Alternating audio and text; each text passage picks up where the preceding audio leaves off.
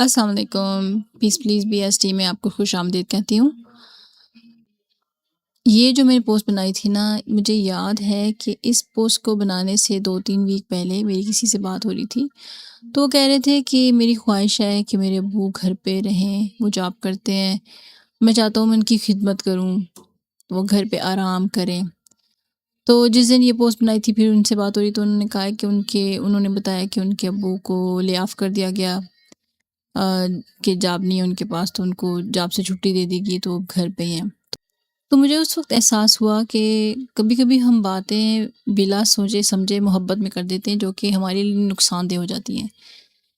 اسی لیے جب بھی کوئی بات کریں بہت سوچ کے سمجھ کے کریں۔ مجھے اسی طرح کا ایک اور واقعہ یاد آ رہا ہے کہ میری امی نے اللہ بخشہ بتایا تھا، میرے بھائی نے بھی اس کو کنفرم کیا تھا کہ ایک بار نا میرے بھائی کا جو بیٹا ہے نا وہ بہت بیمار تھا، بہت بیمار تھا، بہت زیادہ بیمار تھا، پہلا بیٹا، اور آپ کو پتہ ہے کہ پہلا بچہ جو ہوتا ہے وہ زیادہ ہی عزیز ہوتا ہے، کچھ زیادہ ہی عزیز ہوتا ہے۔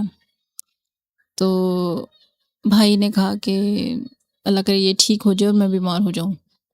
ہوتا ہے نا ایموشنل طور پہ ماں باپ جو ہوتے ہیں کچھ نہ کچھ بات کر دیتے ہیں، تو انہوں نے ایسی بات کی تو پھر بھائی اور امی بتاتے ہیں کہ بیٹا تو ٹھیک ہو گیا، لیکن بھائی اس قدر بیمار ہوئے، اس قدر بیمار ہوئے کہ بس تو امی، ظاہر بات امی زیادہ پریشان ہوگی، وہ ان کا بیٹا۔ تو سوچ کے سمجھ کے بات کیا کریں، جو ہمارے الفاظ ہیں وہ کبھی کبھی دعائیں بن جاتے ہیں۔ ہم جو بولتے ہیں اس پہ بہت احتیاط کرنا چاہیے، اور ہم جب دعائیں مانگتے ہیں تو سوچ سمجھ کے دعا مانگنی چاہیے، ہمیشہ بہتری کی دعا مانگنی چاہیے۔ کبھی کبھی ایسا ہوتا ہے کہ ہم لوگ غصے میں دعا کر دیتے ہیں، تمہیں یہ ہو جائے، وہ ہو جائے، یا خود کو کوسنے شروع کر دیتے ہیں، یا مجھے ہو جائے، یا اللہ ہی مجھے یہ ہو جائے۔ ایسا نہیں کیا کریں۔ اس وقت جو غصہ ہوتا ہے نا وہ شیطان کی طرف سے ہوتا ہے۔ شیطان جو ہے وہ آگ سے بنا ہوا ہے، اور غصے میں جب آپ دیکھیں اتنا سخت گرمی ہوتی ہے، آگ کی طرح جسم ہوتا ہے۔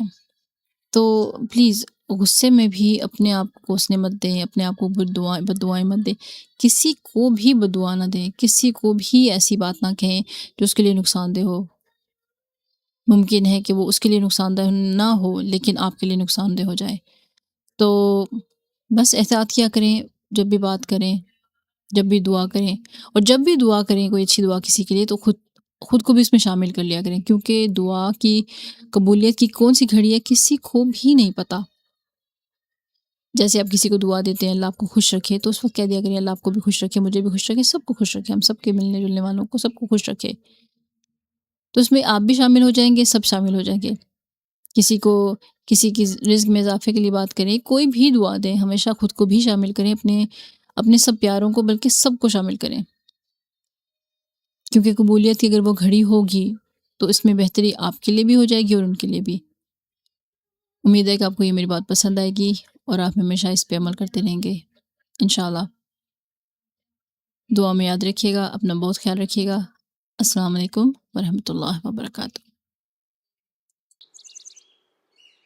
BSD دل کی بات، بات میری، احساس آپ کا۔